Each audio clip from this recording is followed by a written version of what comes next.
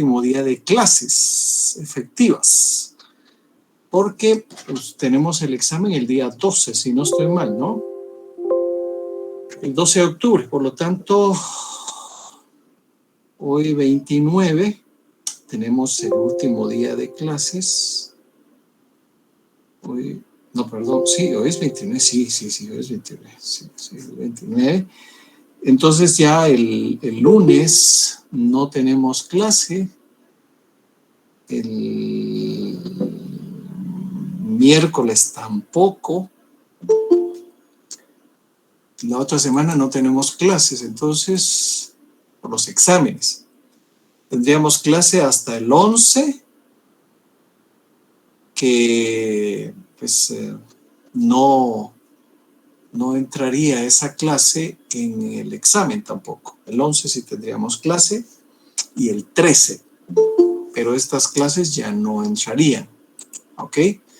Entonces, ¿hasta cuándo tienen ustedes para presentar el examen, perdón, las tareas? Es hasta el 11, ¿sí? ¿Ok? Hasta el 11 ustedes pueden presentar su tarea tranquilamente. Las tienen que presentar en Classroom en 2 archivos. Uno donde vaya el glosario y otro archivo donde vaya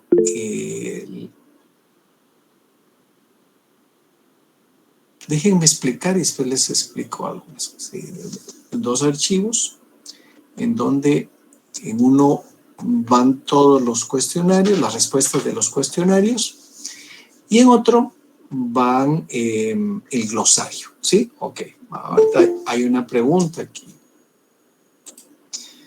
Con respecto al glosario, si no le ponemos la definición y solo... No, eso ya lo resolví yo claramente. A mí no me interesa la traducción, a mí me interesa que lo definan ustedes. ¿Qué es? ¿Por qué es? ¿Y para qué es? Pero eso ya lo habíamos dado por solucionado, ¿no? Porque la traducción no tiene sentido. El asunto es que ustedes entiendan la figura, la estructura, ¿ok? Bueno, entonces empezamos en la clase, la última clase que va a entrar para el examen es la de hoy. Bueno, vamos a repetir porque don Raúl no oyó, dice. Primero, ¿cuándo tienen que presentar la clase? Ya Andreita creo que ya les había mandado la información, que era el 11, porque ya lo habíamos platicado con ella, ¿verdad, Andreita? Así es, licenciado. Bueno, entonces ya tienen ustedes que tener. 1. 2. Tienen que presentar los 2 archivos. Uno, los 2 los suben en Classroom. Uno, donde vayan los cuestionarios resueltos a mano. No se puede enviar en máquina ni nada, todo tiene que ser a mano. Y 2, el glosario a mano también, ¿ok? Sí, Randy. Buenas noches, Lee. Yo tengo una consulta justamente con los archivos. No sé si usted sabe o si algún compañero también sabe que me ayude. Es de si Classroom deja subir archivos de qué tamaños. Porque en algunos cursos hemos tenido el inconveniente, bueno, yo he tenido el inconveniente de que no se puede subir un archivo de más de 8 megabytes. Entonces, como cuando uno escanea, al menos yo tengo como, creo que unas 20 hojas y no sé si las 20 hojas... Yo no he tenido problema con los glosarios en el año anterior. Yo no tuve problema. Ok. Entonces, bueno, me imagino que tal vez sí acepta un tamaño de archivo o no hay límite por tamaño de archivo. Que yo sepa, para subir la información, sí hay límite, pero no lo sé, pero sí, yo no he tenido ningún problema. Si no, de todos modos, ustedes me avisan si tienen algún problema, ¿ok? Ok, gracias. Vaya, pues. Bueno, entonces, ahorita sí voy a empezar a grabar la charla del día de hoy.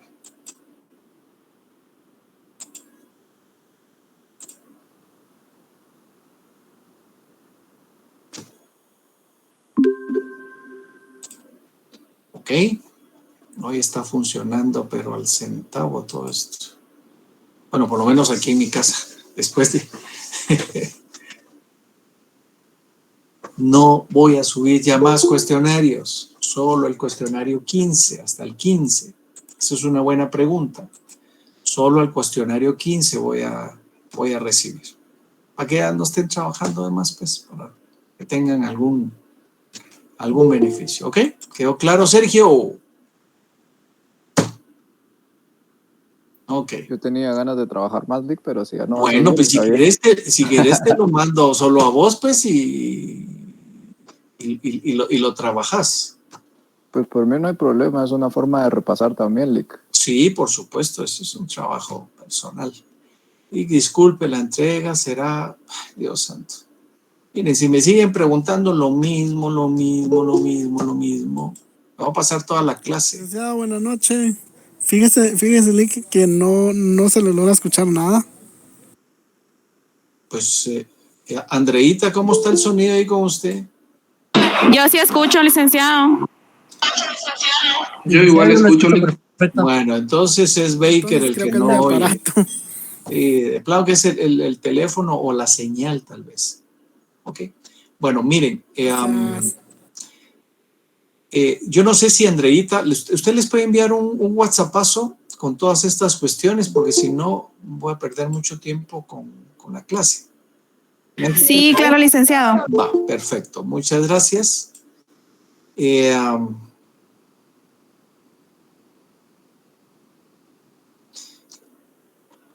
Dice, pero ¿cuántas palabras aproximadamente? ¿Cuántas palabras de qué, Enio?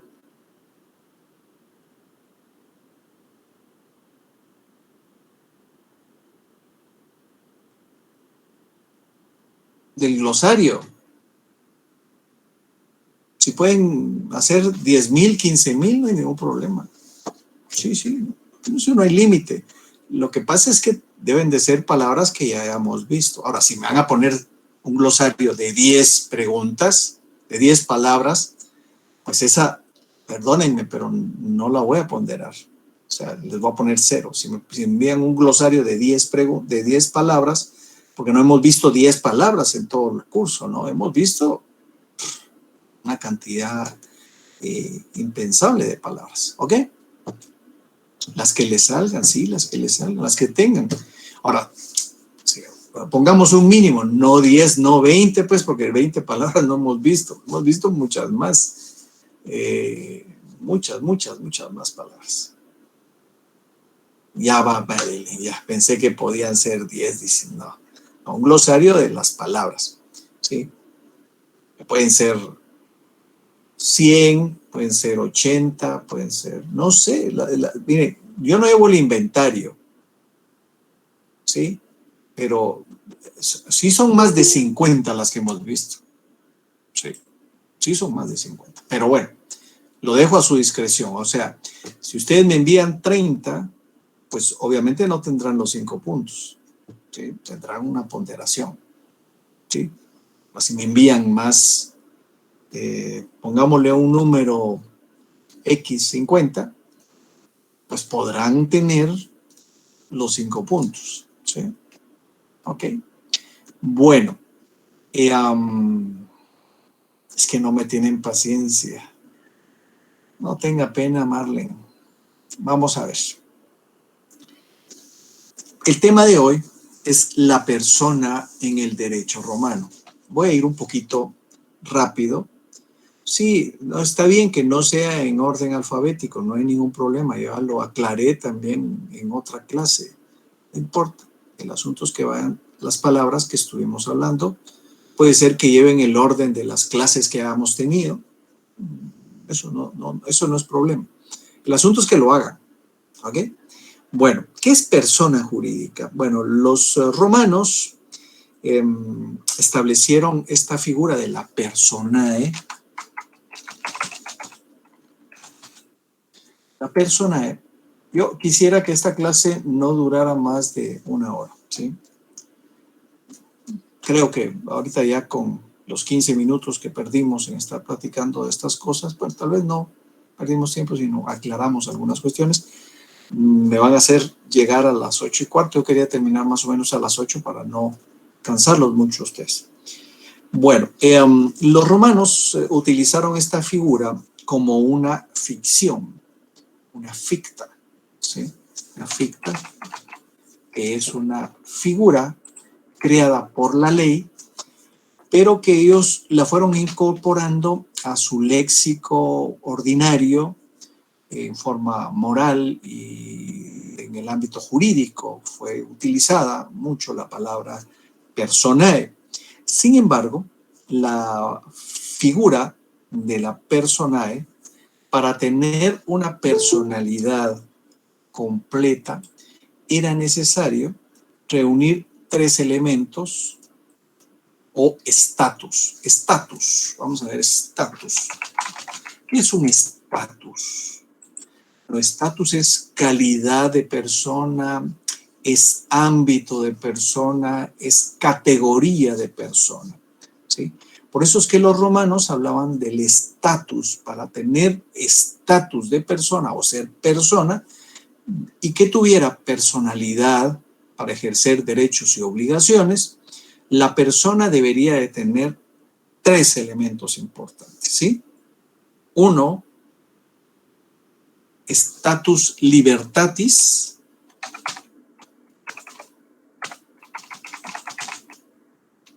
Sería el primero. 2 sería un status civitatis o civitatis. Y 3, un estatus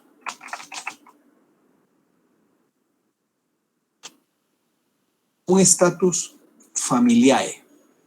Estos serían los 3 estatus o los 3 elementos que deberían de tener las personas para poder ser calificados como persona dentro del derecho romano. Recordemos que los esclavos no eran personas, eran cosas. En las instituciones de Gallo se hace una delimitación clara de lo que era un hombre libre y un esclavo. Los esclavos eran cosas. Sin embargo, los esclavos podían ser poseídos, podían ser vendidos y podían de alguna forma también obtener su libertad, ¿sí? Las personas libres podían ser ciudadanos romanos o peregrinos, pero ¿qué quería decir esto de libres? Bueno, pues poder circular, poder ejercer derechos, poder ejercer obligaciones, no hacerlo a través de interpósita persona o de persona que estuviera a través de una representación, ¿sí? Una vez siendo libre, se podía ser ingenuo o ingenui, o se podía ser libertino o liberto. Un ingenui o ingenuo era aquel que pertenecía a una situación familiar y que dependía de su padre, ¿sí? O en su momento de su madre, para ejercer derechos y obligaciones. Los padres eran los que determinaban si era ingenuo o liberto. Ahora, ¿quién era liberto? Bueno, aquel que, o libertino, aquel que el patrono le había otorgado la libertad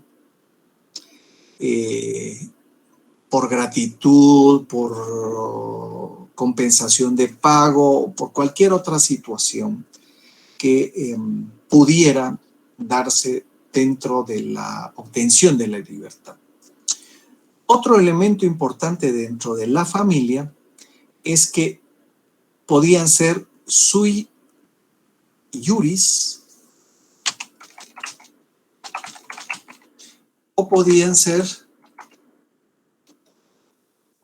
ser alienum iuris.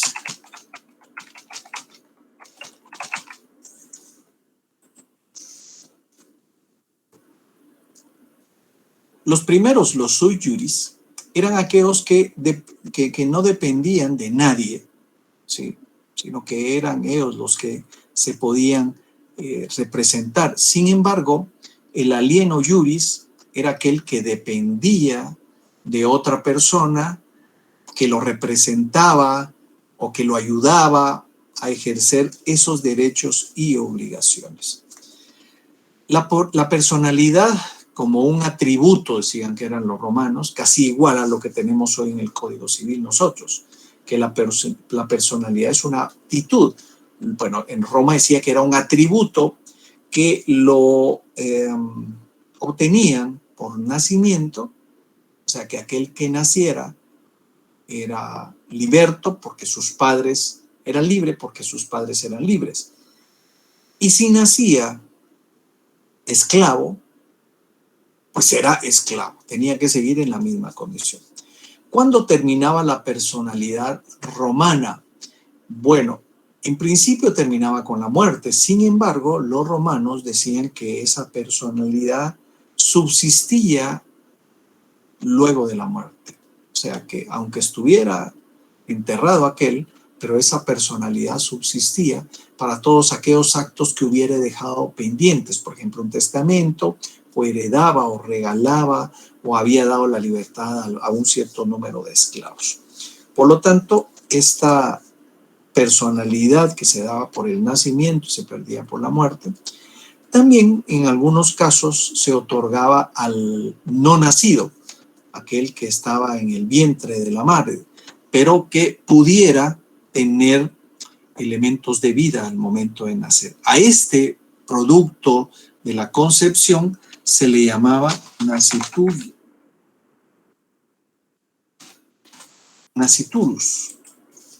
¿Sí? O sea, que aquel no nacido, pero que podía obtener algún beneficio aún no naciendo, pero que siempre y cuando naciera con bien, ¿ok? Para poder ejercer esos derechos y obligaciones. Esto era una ficción legal, igual que la persona, el concepto de persona que dice la ley, igual era una ficción, el nasciturus, que pues de alguna forma tenía derechos más no obligaciones, estando en el vientre, pero al nacer igualmente tenía derechos, pero no tenía obligaciones, porque sus padres ejercían todas las obligaciones que a él le pudieran corresponder.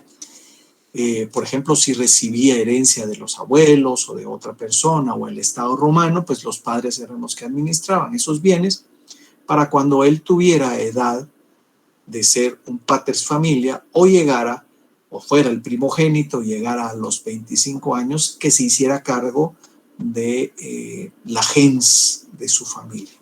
Ok. Estos tres elementos que mencioné para obtener estatus, me voy a referir bastante hoy al status libertatis, que es el número 1, que ya lo puse adelante. Lo contrario a el status libertatis es el servitus. ¿Qué es el servitus? Pues es ni más ni menos que el esclavo, aquella persona que pues dependía de un paters familia o era el objeto de una persona, no era un sujeto de derecho, sino era un simple objeto, el esclavo. No podía tener ninguna relación jurídica porque no podía ejercer derechos ni obligaciones, no podía tener patrimonio porque no podía comprar bienes aunque tuviera dinero, no tenía propiedades o créditos porque igual, aunque recibiera una remuneración económica, además de comida y vivienda de él y de su familia, pues nunca podía obtener propiedades porque no era sujeto de derecho. No podía contraer matrimonio porque esto era única y exclusivamente una figura exclusiva para los romanos en principio, luego se extendió para los extranjeros o los peregrinos. Por lo tanto, el esclavo tenía un vínculo familiar porque pertenecía a una gens, pero no era porque fuera parte de la familia, sino era una cosa de la familia. Estos seres humanos, que eran los esclavos, era un estado manifiesto de la degradación del derecho, de la degradación jurídica. Por lo tanto, estos no solo no tenían capacidad jurídica, sino que aquellos que fueran libertos, pero que pasaban a ser esclavos, se les quitaba esa capacidad jurídica, se les arrebataba, decían las normas del derecho en el derecho romano, se les arrebataba porque ellos no tenían por qué ejercer la personalidad jurídica cuando habían caído en esclavitud, porque no habían pagado sus deudas, porque habían cometido un delito, porque el Estado así lo había considerado necesario. ¿Sí? Pero por ser un ser humano dotado de inteligencia, estaba capacitado para realizar derechos y obligaciones, pero no en nombre propio. El esclavo podía realizarlos, pero porque el pater familia le encomendaba administrar los bienes de su propiedad, por realizar alguna transacción para adquirir algún bien, pero también los esclavos, sí, a la comisión de un delito, sí eran responsables de la comisión del delito, porque podían cometerlos como toda persona, pero su obligación en la comisión de los actos era una consecuencia de la naturalis personae. Quiere decir eso, que como era una persona natural, podía cometer delitos, que era responsable de los delitos, pero nada más, no podía ejercer ningún derecho ni ninguna obligación que los libertos o los libertatis podían realizar. La esclavitud tiene su origen en las guerras, la esclavitud era parte del botín de guerra. Mientras más personas estuvieran, más personas se podían repartir los soldados y podían someterlos a esclavitud, porque tenían dos opciones: o los convertían en esclavos o los mataban. ¿Sí? Podían disponer de su vida o reducirlos a una esclavitud. ¿Cuáles son las dos circunstancias por las cuales se puede ser esclavo? Una era por nacimiento y otra era por alguna condición que había obligado a someterlos a la esclavitud. Ya les dije: 1, por la guerra; 2, porque debía dinero; 3, por la comisión de un delito. ¿Sí? Podían ser varias. Vamos a ver algunas dentro de la charla del día de hoy. Cuando es por nacimiento, se consideraba esclavo cuando la madre era esclava, aun cuando el padre fuera un liberto o fuera alguien del pater familia. Aquí, en este caso, el pater familia tenía la facultad o atribución, si era de alguno de sus hijos o era hijo de él, de convertirlo en parte de la familia. Pero la madre seguía siendo esclava, salvo que obtuviera la libertad y la convirtiera en su esposa. Sí, pero eso eran cosas impensables, que una esclava podría ser a futuro la esposa de un romano. Sin embargo, en los últimos periodos, en el periodo de Constantino y en el de Justiniano, sí se extinguió la esclavitud por deudas, por prisión, y solo quedó la esclavitud originaria por las guerras. ¿Sí? En la época preclásica, según la ley de las 12 tablas, las causas de la esclavitud eran 4. ¿Sí? La primera, no haberse inscrito en un censo. ¿Sí? En el census annualis o el census que se hacía cada 5 años. ¿Sí? Si ustedes no se inscribían en el censo, pasaban automáticamente a ser esclavos. 2, por desertar en el ejército. Aquellos que iban a la guerra y que estando ya en la guerra les daba miedo y salían y se les demostraba que habían desertado, eran sometidos a esclavitud. Tanto podían ser esclavos en las colonias como regresarlos y someterlos a esclavitud en Roma. 3, por un delito consumado, o sea, que hubieran cometido un delito siendo libertos, eso automáticamente los hacía ser esclavos. Y 4, por no pagar una deuda a sus acreedores, que era el manus injectio, ¿no? Tomado de la mano, aquel liberto que debía dinero y no pagaba, tomado de la mano, era convertido en esclavo. En la época clásica, también son 4 las fuentes importantes por las cuales se podía caer en esclavitud. El primero era en aquellos casos en que un hombre libre se hacía vender como esclavo para luego reclamar su libertad, obteniendo la misma por engaño y con el objeto de evitar alguna deuda que pudiera tener con otro liberto. Esto se le llamó engaño, infamia. Vamos a ver cómo la infamia después, que era un tipo de delito, también se conecta con esta figura. 2. Cuando existía una sentencia como consecuencia de haber cometido un delito que lo condenara al circo, a las minas o a cualquier otra actividad que Roma determinara como grave, ¿sí? 3. Por la aplicación de la esclavitud ordenada por el Estado, ¿sí? Por el Senado. En el año 52, esta figura se estableció con mucha prolificidad y era muy común que el Senado consulto ordenara que cierto personaje, porque había cometido alguna falta, porque había cometido algo que no les parecía dentro de la cultura del derecho romano, era sometido a esclavitud. Y la tercera era el liberto que cometía una causa de ingratitud con su antiguo amo, ¿sí? Por ejemplo, el amo le había otorgado la libertad por algún gesto o en agradecimiento, le había otorgado la libertad y luego venía y lo insultaba públicamente, ya siendo liberto. Entonces esto lo que hacía era que este liberto volviera nuevamente a caer en esclavitud. En la época de Justiniano, como consecuencia de la influencia del cristianismo, esta condena de la esclavitud fue suprimida.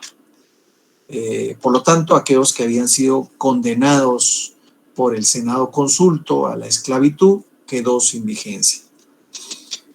Sin embargo, el esclavo estaba sujeto a la autoridad de su dueño y debía de cumplir absolutamente todas las disposiciones, aún ir a cumplir penas que le correspondían al pater familiae. En conclusión, la situación del esclavo dentro de la vida romana podía resumirse en 5 puntos. 1. El esclavo no tiene derechos de ninguna naturaleza, aún de carácter político. 2. El esclavo no podía contraer matrimonio y la unión marital se determinaba como un contubernio, una unión atípica, anormal, como la de cualquier animalito. 3. El esclavo no tenía o no podía tener ningún tipo de propiedad de orden personal, salvo aquella que adquiriera para su amo, ¿sí? En su representación. 4.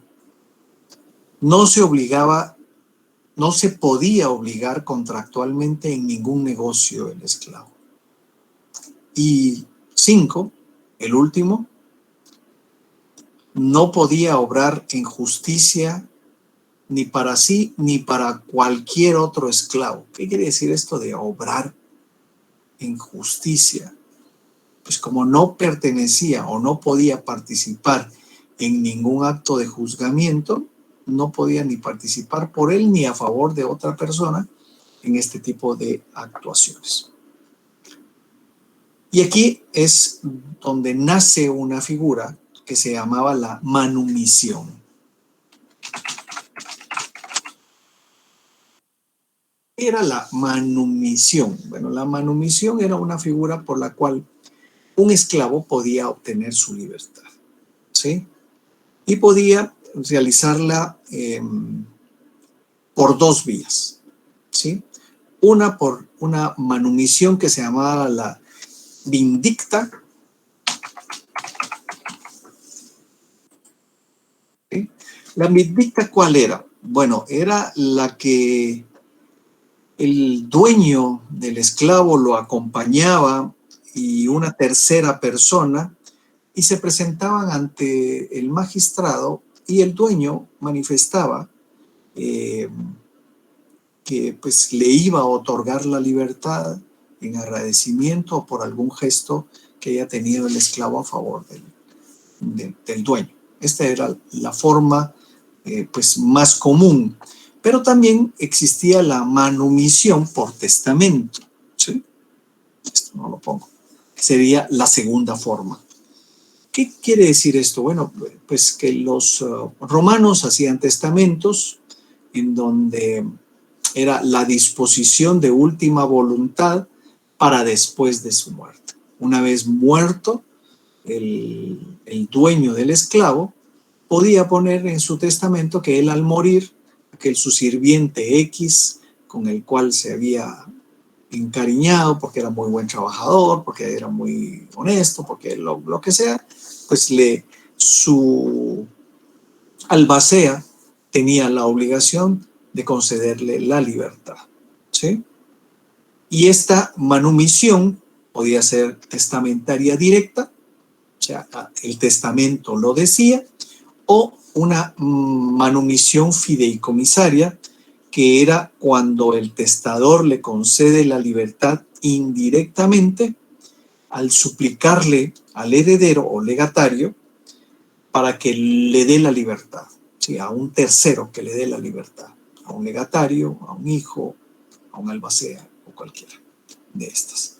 En la época imperial, esta figura de la manumisión fue muy importante porque el esclavo liberado podía en tres formas automáticamente convertirse en liberto o en libertino o buscar la libertad, ¿sí?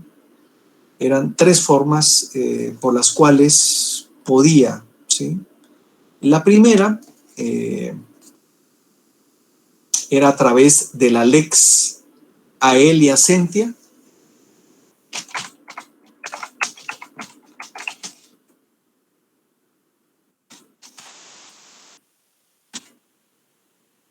esta ley, en el año 4 de la época después de Cristo, establecía algunas reglas de la manumisión. En primer lugar, el esclavo menor de 30 años no podía ser más que un latino. Era una especie de liberto, mantenía ciertos derechos limitados, ¿sí?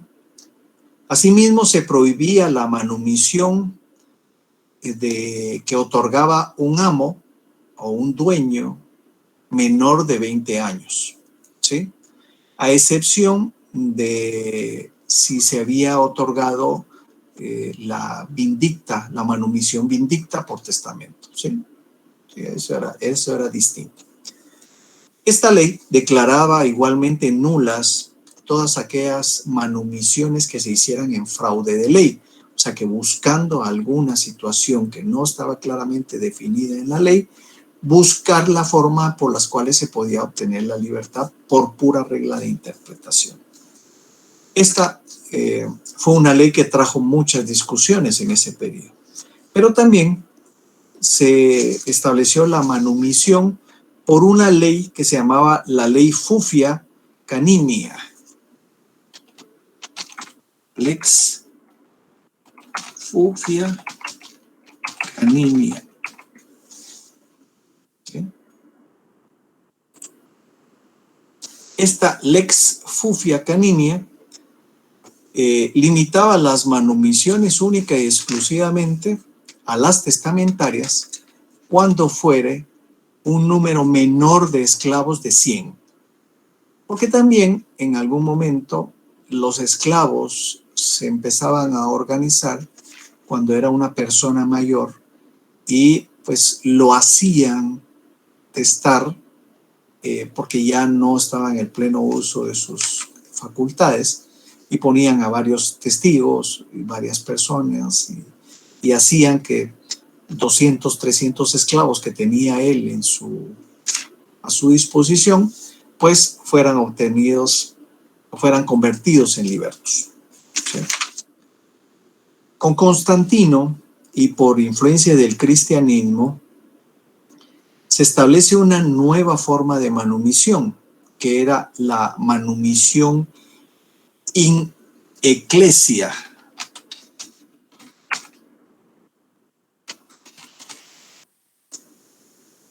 Podríamos un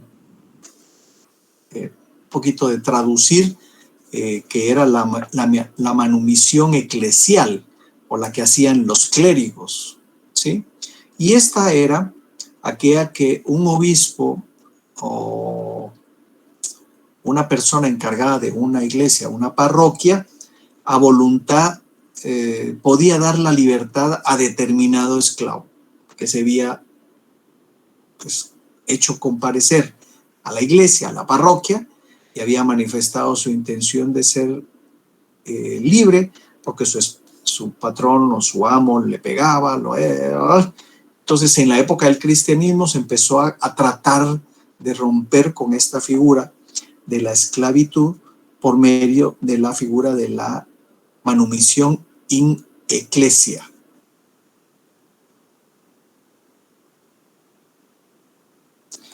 En el derecho justinianeo desaparecen las distintas clases de manumisiones y todos ellos automáticamente se convierten en ciudadanos, todos los esclavos. De igual forma, esta época se elimina una diferencia entre los ingenui, que son los que dependen del pater familia, y los libertinos, que no dependen de un pater familia. Sin embargo, quedan vigentes única y exclusivamente la esclavitud producto de las guerras. Si era todos, se hubieran volado a todos, ¿no? Ahora, ¿cómo se podía manumir o realizar la manumisión? Bueno, en forma solemne, y era necesario algunos requisitos. Podía ser por una carta con 5 testigos que estuvieran libres. Podía ser entre amigos también con 5 testigos que fueran libres.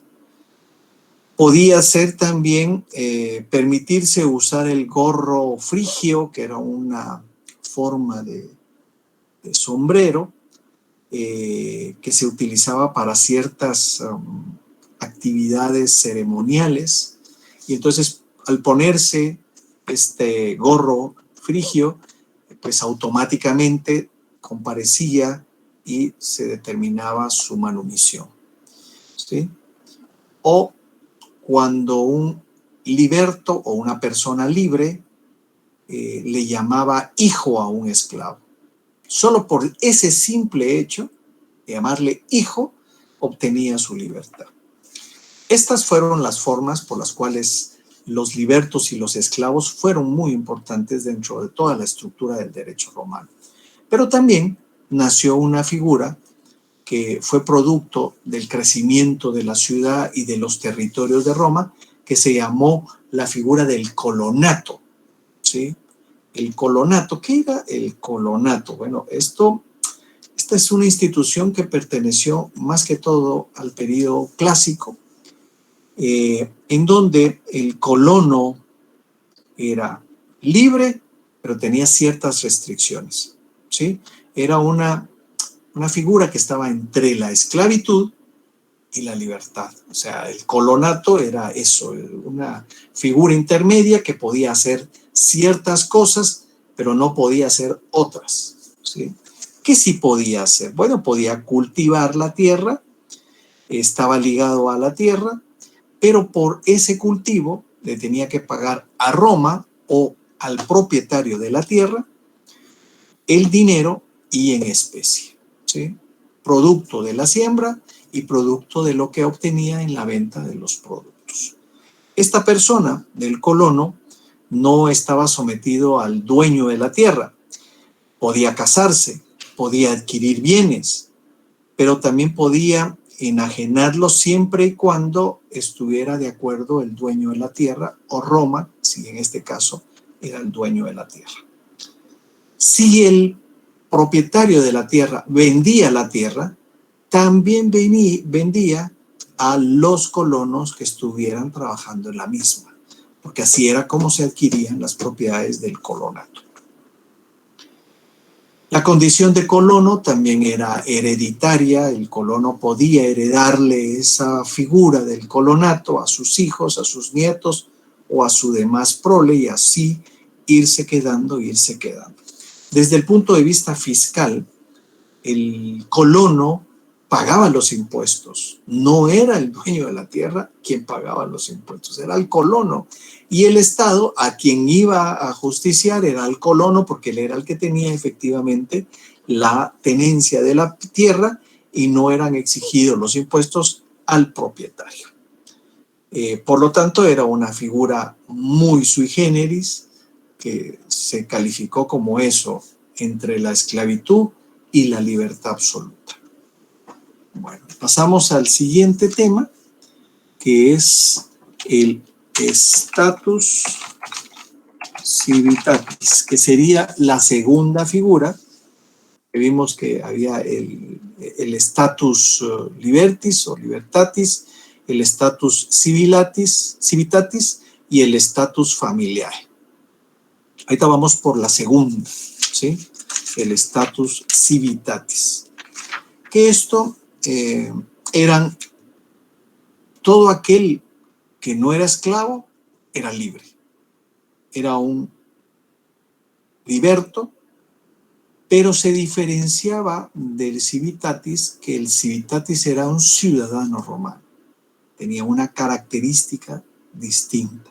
En la primera época, o en las primeras épocas del derecho romano, el ser o tener la civitatis o el status civitatis era algo, pero era incalculable, el honor, la existimatio que tenía el romano con respecto al cumplimiento de sus obligaciones. El ciudadano romano gozaba de muchas prerrogativas establecidas en todas las leyes del derecho civil, tanto en el orden privado como en el orden público. En el derecho privado gozaba del connubium. Ahorita les voy a explicar qué era el connubium.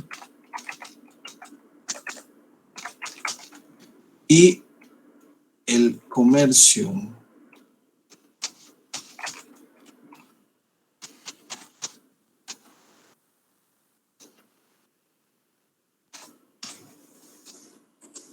¿Sí? El connubium era una figura en donde el status civitatis podía contraer matrimonio a través de la figura de las justas nupcias. ¿Qué quiere decir justas nupcias?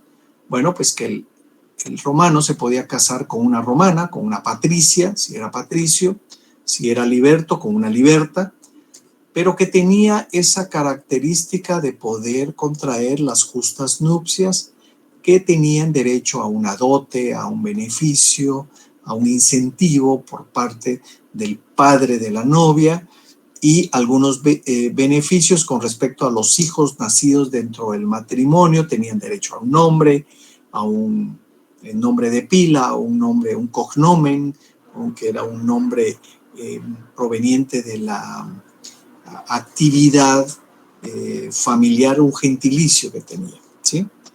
Mientras que el comercio era aquella atribución que podían tener los ciudadanos romanos para adquirir y transmitir la propiedad, bienes, poder hacer negocios, poder comprar cosas, poder venderlas, poder heredarlas, poder realizar cualquier negocio jurídico que ellos tuvieran.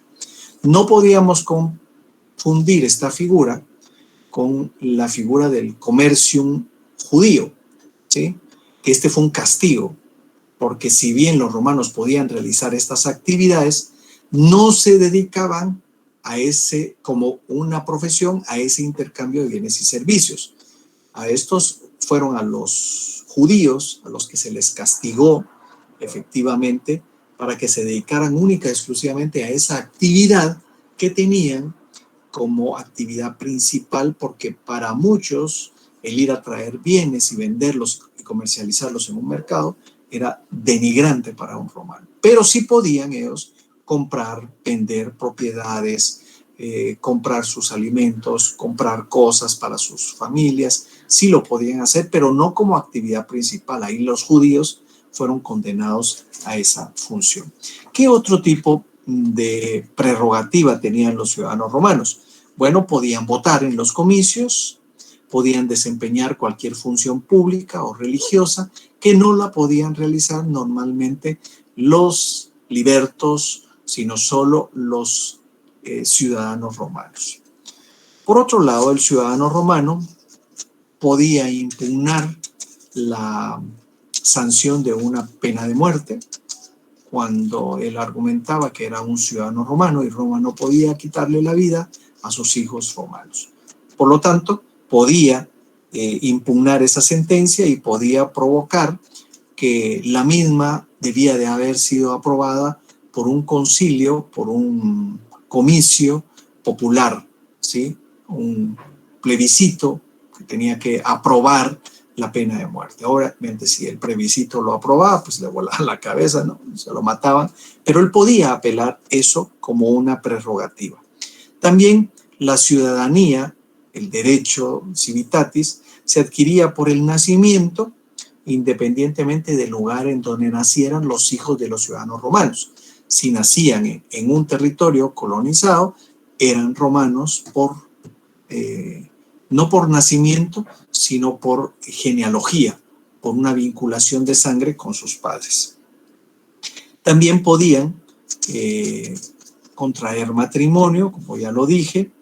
Esta ciudadanía era importante para los romanos porque eso era lo que les daba la calidad de ciudadanos romanos. Algo que tenían importante los romanos era el nombre, era un elemento distintivo de ellos, y el nombre era, de alguna forma, era el derecho a ser identificados o que pudieran haber sido identificados. Pero este nombre de los ciudadanos romanos estaba contenido por 3 elementos. A esto se le llamó la división tripartita del nombre, y eran muy claramente definidos cuáles eran los elementos que deberían de contener los nombres. Por ejemplo, hoy en Guatemala lo que tenemos es un nombre de pila, un nombre con el cual nos identificamos, pero este se complementa con un apellido, ¿sí? Que es normalmente transmitido por el padre. Ya lo platicamos en alguna oportunidad en sistemas de distinta conformación. El apellido que se transmite es el de la madre, porque tiene una lógica muy estructural. Todos sabemos de dónde venimos con respecto a la madre, ¿sí? Porque ahí es donde nacemos.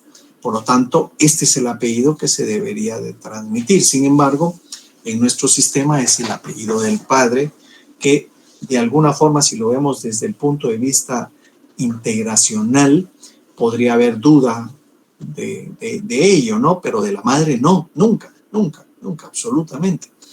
Entonces, los tres elementos era, en Roma, era el nombre propio. ¿Qué era el nombre propio? Era el paenomen.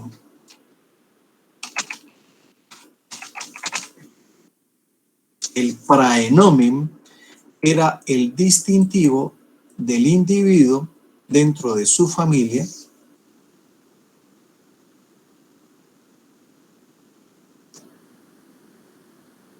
El segundo era el nomen gentilitium.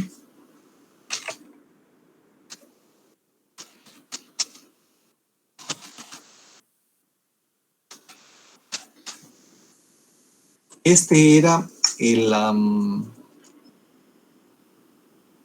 pues, el nombre de la gens a la que pertenecían, y era el distintivo, si era de la familia de Cayo Gracio o de Claudio el Magnífico, pues ese era el apellido, o era el nombre gentilicio de la familia. Y el cognomen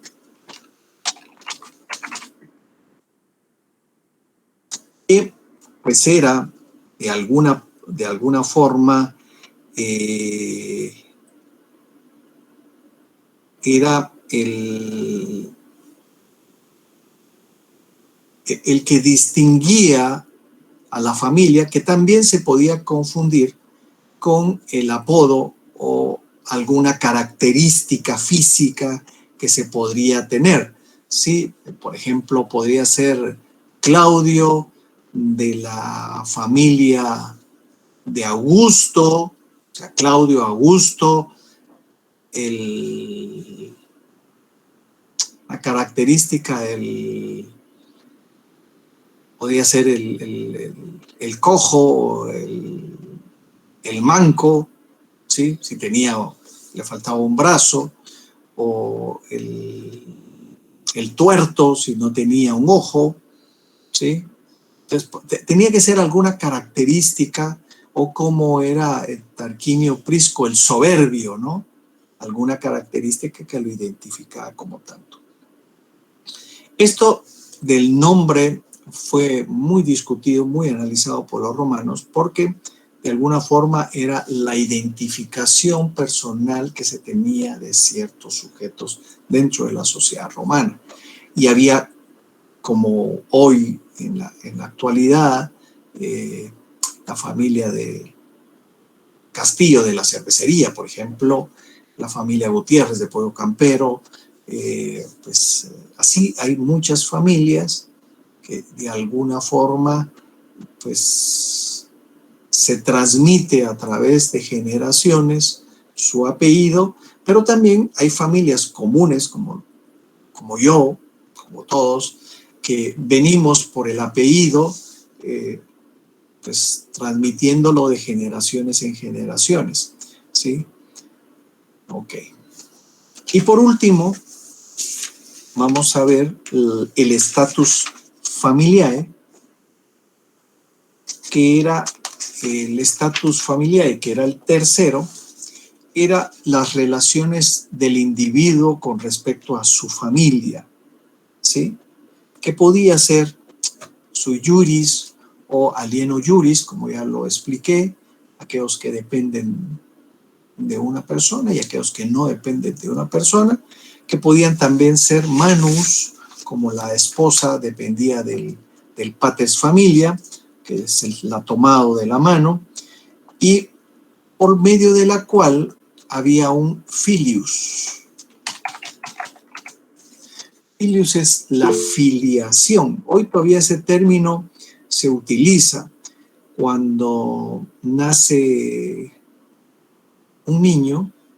Estoy utilizando el género niño para indistintamente si es mujercita o es varoncito. Cuando nace un niño, pues obviamente hay una filius con respecto a la madre y con respecto al padre, ¿sí? Y este filius, que sería el derecho efectivo que tiene el niño a pertenecer a una familia, y por lo tanto los romanos establecieron todo este cúmulo de derechos y obligaciones para que los que fueran naciendo fueran filius familiae o miembros de una familia.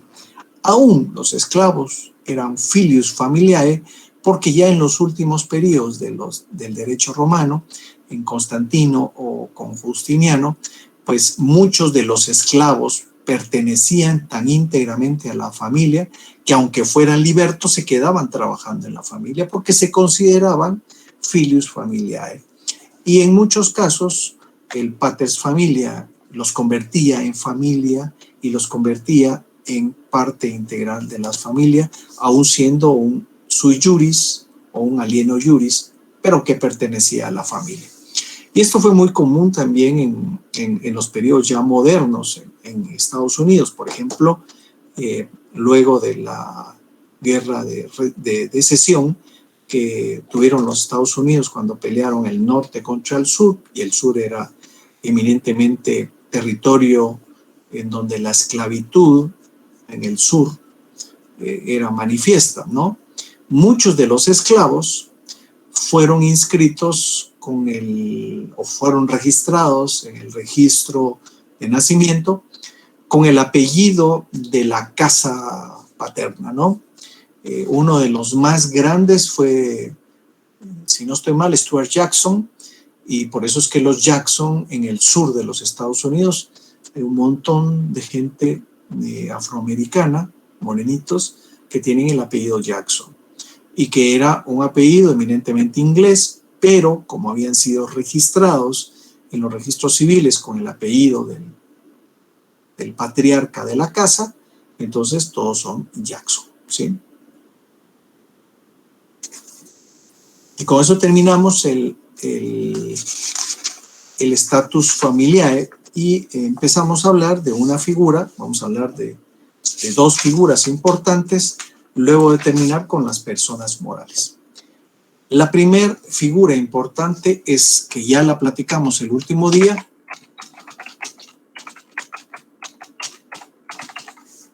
Era la capitis de Minutio, que era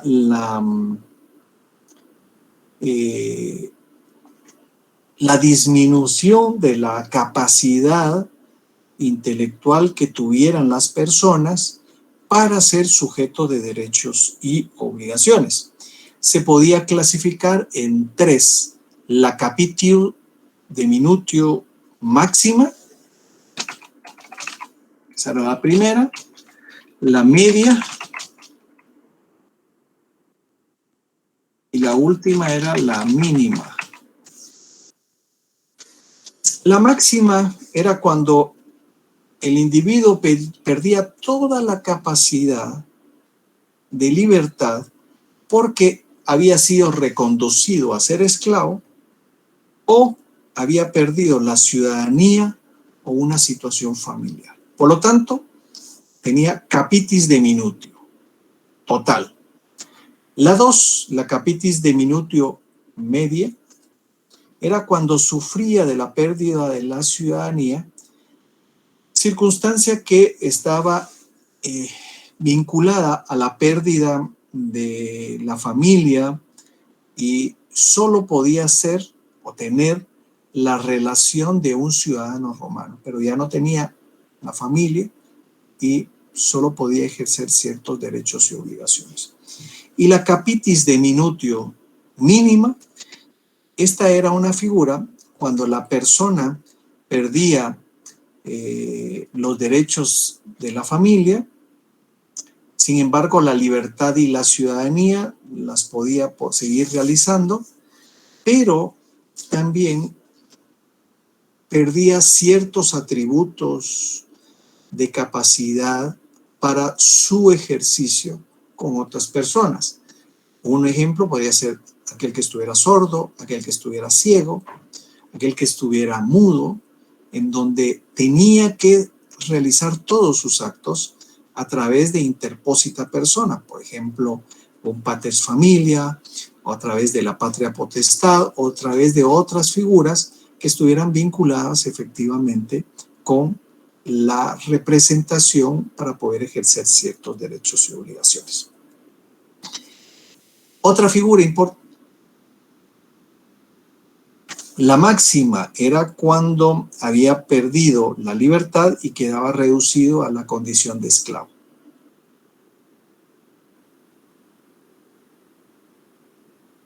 ¿Ok? Bueno, otra figura era la infamia. La infamia era sinónimo de haber cometido algo indebido, algún acto que estuviera reñido en contra de la ley. La infamia era una decisión que se aplicaba automáticamente y restringía ciertos privilegios que gozaba dentro de la sociedad por haber hecho algo incorrectamente. Por ejemplo, haber cometido algo indebido ostentando un gran lujo cuando su salario, siendo funcionario público, no era acorde a su vida o a su actividad que realizaba, ¿sí? También a través de la Lex Iulia se determinó que la infamia era cuando se había cometido algún delito de orden criminal.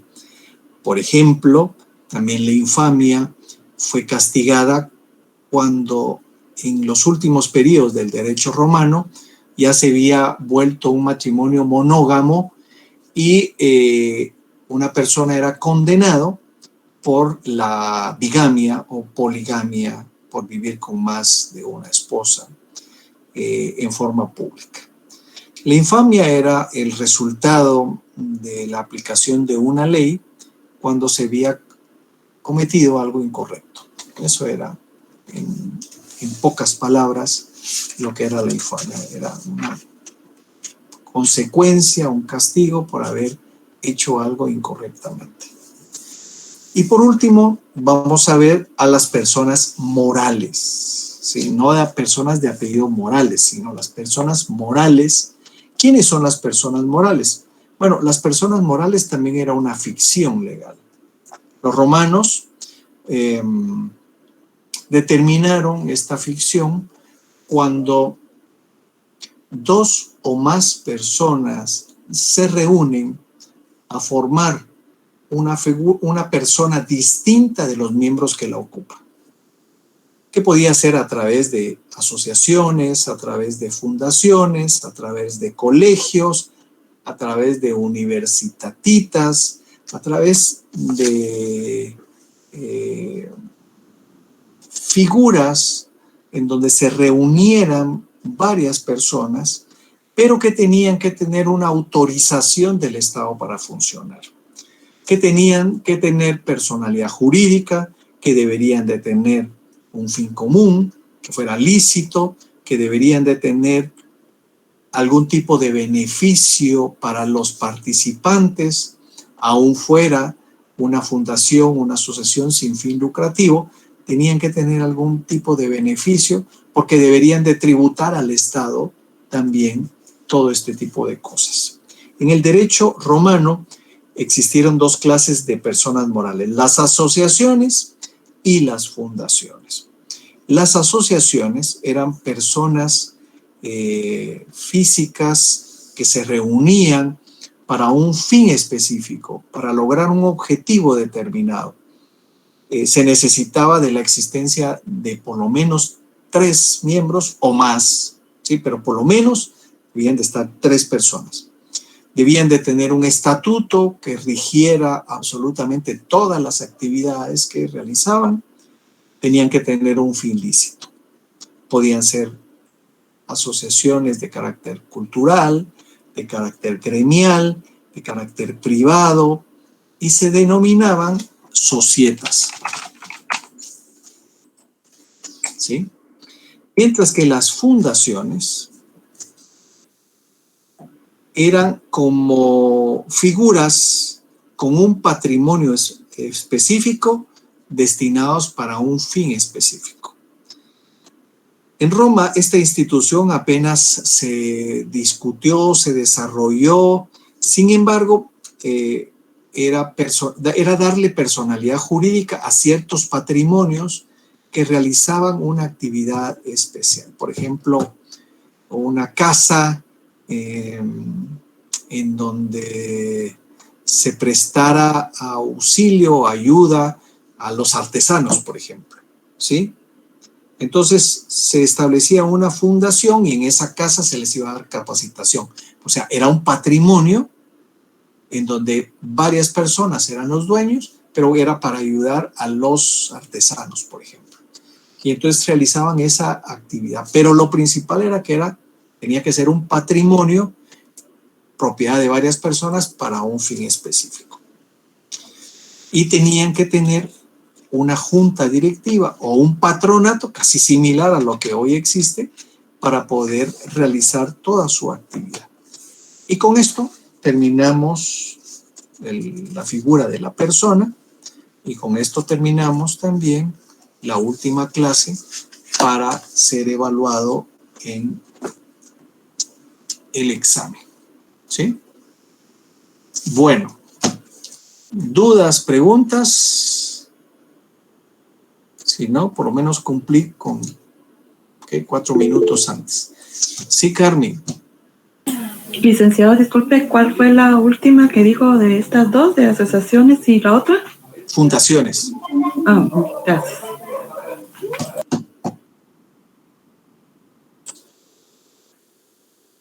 Bueno, nos vemos entonces el día 11, que hoy es 29, nos vamos a dejar de ver muchos días, casi hasta el día 11, vamos a... Sí, ¿alguien levantó la mano aquí?